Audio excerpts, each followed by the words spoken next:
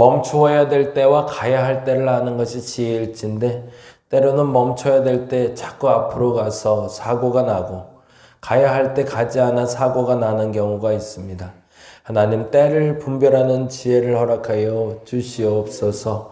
아니라 하시는데 억지로 가려고 하지 말게 하여 주시고 가라 하시는데 억지로 안 가려고 하지 말게 하여 주시며 하나님이 가라 하시면 조금 불편해도 움직이게 하시고 하나님이 가지 말라 하면 혹여 조금 불편해도 가지 않는 용기를 허락하여 주시옵소서.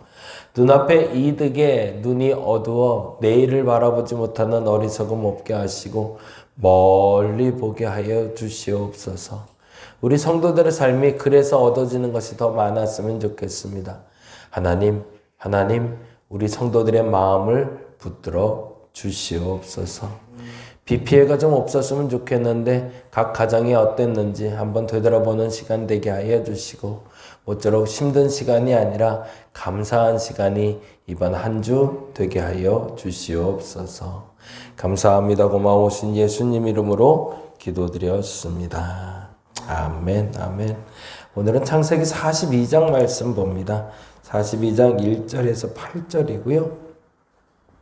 25절까지 보는 날인데요. 42장 1절에서 25절까지 이제는 애굽에서 이스라엘로 돌아가 봅니다. 그래서 가나안에 머물고 있는 이스라엘의 백성들, 이스라엘 아들들 이야기로 돌아가 봅니다. 창세기 42장 1절에서 8절입니다. 같이 읽겠습니다. 그때 야곱이 애굽에 곡식이 있음을 보고 아들들에게 이르되 너희는 어찌하여 서로 바라보고만 있느냐? 야곱이 또 이르되 내가 들은즉 저 애굽에 곡식이 있다 하니 너희는 그리로 가서 거기서 우리를 위하여 사오라. 그러면 우리가 살고 죽지 아니하리라 하매 요셉의 형 10사람이 애굽에서 곡식을 사려고 내려갔으나 야곱이 요셉의 아우 베냐민은 그의 형들과 함께 보내지 아니하였으니 이는 그의 생각에 재난이 그에게 미칠까 두려움이었더라. 이스라엘의 아들들이 양식을 사러 간 중에 있으니 가나안 땅에 기근이 있음이라. 때에 요셉이 나라의 총리로서 그 땅 모든 백성에게 곡식을 팔더니 요셉의 형들이 와서 그 앞에서 땅에 엎드려 절하매 요셉이 보고 형들인 줄 아나 모르는 채 하고 엄한 소리로 그들에게 말하여 이르되 너희가 어디서 왔느냐? 그들이 이르되 곡물을 사려고 가나안에서 왔나이다. 요셉은 그의 형들을 알아보았으나 그들은 요셉을 알아보지 못하더라. 아멘. 거기까지 보겠습니다.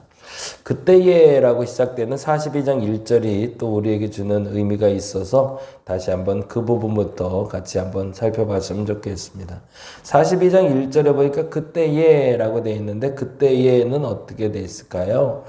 이스라엘 백성들이 살아가는 시간 동안 요셉은 애굽에서 살아가고 있었잖아요. 그리고 바로 앞에 섰고 7년의 흉년이 끝나고 풍년이 끝나고 7년의 흉년이 시작했겠죠. 그런데 그것이 아마 일시적으로 다 시작이 됐던 것 같아요. 전국적으로 시작된 폭우가 내렸던 것처럼 우리나라에도 그때 당시에도 갑자기 기근이 찾아온 듯한데 물론 뭐 한 1년 정도는 잘 버틸 수 있었는지 몰라도 그 이듬해가 될 때 사실은 야곱은 목축업을 하는 사람들이기 때문에 특히나 곡식이 많이 필요했겠죠. 그런데 문제는 그때에라고 얘기하는 그때를 보면 야곱도 소문을 들어 아는 걸 보니 이미 소문이 퍼질 만큼 퍼졌던 것 같습니다. 그런데 문제는 뭐냐면 모두가 다 애굽에는 곡식이 있음을 알고 있는데가 전제가 되는 거죠. 그리고 42장 1절 다시 한번 읽어봅니다. 그때에 야곱이 애굽에 곡식이 있음을 보고 아들들에게 이르되 뭐라고 되어 있죠? 너희는 어찌하여 서로 바라보고만 있느냐. 거기다가 줄을 쳐놓고 오늘 한번 묵상해 봤으면 좋겠습니다. 왜 요셉의 형제들은 서로 바라보고만 있었을까요? 지금 당장 애굽에 가면 먹을 게 있는데 왜 당장 움직이지 않았을까가 이제 첫 번째 질문이 됩니다. 아마도 첫 번째 기억은 12장 10절일 것 같아요. 창세기 12장 10절로 가볼까요? 12장 10절.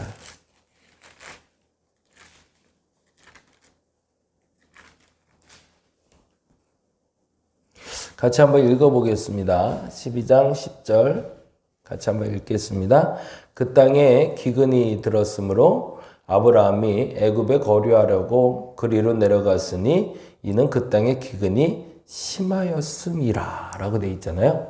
아브라함 때도 애굽에 내려갔던 기억이 그들에게 전승되어 있었겠죠. 아브라함의 아들, 이삭의 아들, 야곱의 아들이었기 때문에 시대가 그리 많이 지나지 않았습니다. 아브라함, 이삭, 야곱 때를 지금 우리는 살고 있어요. 그러니 야곱을 통해서 그리고 이삭을 통해서 그리고 전승된 이야기를 통해서 기근이 들었을 때 그들이 땅을 옮겨 살았다는 걸 알고 있었을 것이고, 그런데 또 하나 알고 있었던 건 믿음의 조상이요 그의 선친인 아브라함도 기근이 있을 때는 애굽에 갔다는 걸 야곱도 알고 그의 형제들도 알았던 거죠. 그러면 당연히 기근이 되면 움직여야 되는구나 라는 생각은 했다는 거죠.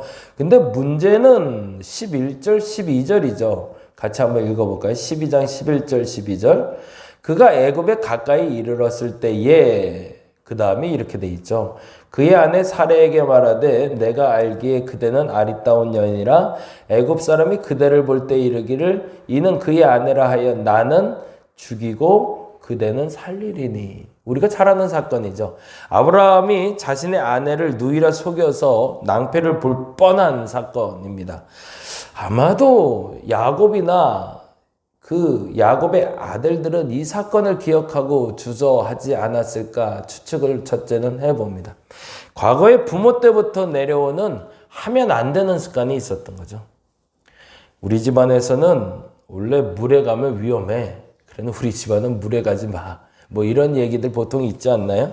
우리 집안은 소금 많이 먹지 마. 우리 집안은 당뇨가 많은 집안이니까 설탕 많이 먹지 마. 이런 것처럼 위기가 찾아왔음에도 불구하고 그것이 답인 줄 알면도 불구하고 하지 말아야 될 것들이 내 마음속에 있기 때문에 주저하게 만들더라는 거죠.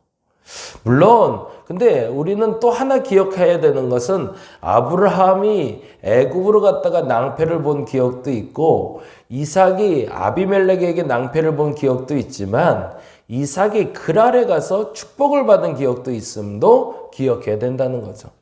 꼭 이것만이 옳다라고 말할 건 아니었다는 건데, 그런데 그들의 생각은 무엇이 지배하고 있는 거죠? 부정적인 생각이 지배하고 있는 거죠.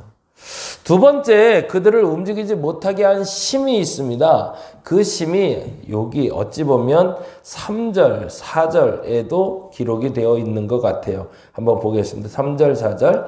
요셉의 형 10사람이 애굽에서 곡식을 사려고 내려갔으나 4절에 이렇게 되어 있네요. 야곱이 뭐라고 되어 있죠? 요셉의 아우 베냐민은 그의 형들과 함께 보내지 아니했대요. 이것도 또 독특한 거죠. 어차피 사람을 보내려면 다 보내지 왜 10명만 보냈을까? 물론 여기에는 두 가지 숨은 뜻이 있긴 있습니다. 첫째는 야곱이 자신의 아들이라 생각하는, 자신의 아내라 생각하는 사람은 오직 하나라고 그랬잖아요. 야곱은 레아와 빌하와 그리고 라헬과 실바라는 아내가 있었지만 그에게 유일한 아내는 라헬이었습니다. 그래서 라헬이 낳은 아이들만 네 자식인 거죠. 그 중에서 요셉을 잃었으니 유일하게 남은 독자는 베냐민이었던 거죠. 그러니 이 베냐민을 지키고 싶은 얄팍한 야곱의 마음도 보입니다. 그런데 그것보다도 더 중요하게 더 크게 봐야 될 생각이 하나가 있는데 그건 그 다음 말인데요. 이렇게 되어 있거든요. 이는 그의 생각에 재난이 그에게 미칠까 두려움이었더라라고요. 왜 곡식을 가지러 갈 때 형 중에 하나와 종들만 보내면 될 텐데, 그렇잖아요. 대표자 하나만 보내면 되는데 굳이 형을 10명이나 보내고 종들도 보내고 그리고 베냐민은 빼놨을 거라는 거죠. 혼자 갔다가 위험을 당할 수 있다는 것을 야곱도 알고 있었다는 거죠.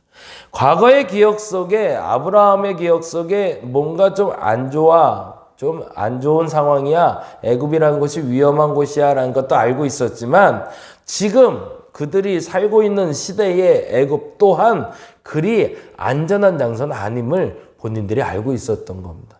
그러니까 야곱도 그의 아들들을 보낼 때 하나만 보낸 게 아니라 10명을 다 보냈던 거고, 그런데 그 10명을 보냈다가도 혹여 무슨 일이 날 줄 모르니 베냐민만 빼놨던 거죠. 현재의 두려움이 한 발도 못 되게 만들 때가 있습니다.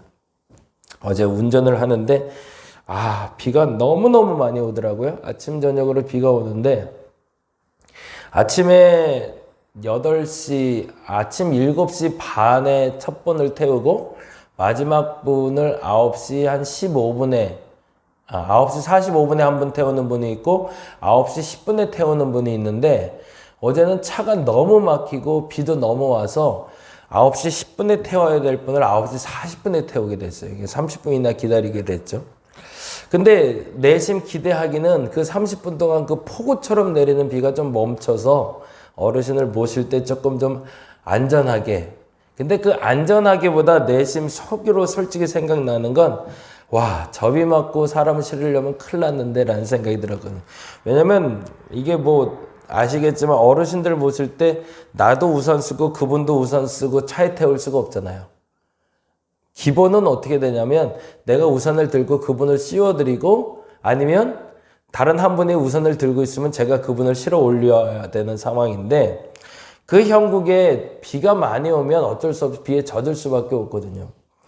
근데 처음에 재미난 건 그 차에서 내리는 게 너무 불편한 거죠. 이거 비 다 젖겠는데? 근데 재미나는 건요, 어쩔 수 없죠. 이제 사람을 태워야 되니까. 근데 막 태워야 되는 그때 거의 뭐 앞이 보이지 않을 만큼 비가 왔어요. 순간 차에서 내리자마자 온몸이 다 젖더라고요. 그래서 머리끝부터 발끝까지 옷부터 온몸이 다 젖고 나니까 그리 마음이 편하대요. 그때는 우산 굳이 쓸 필요도 없고, 그 할머니 모시는데 그렇게 급해지지가 않더라고요. 마음이 편해지더라고요.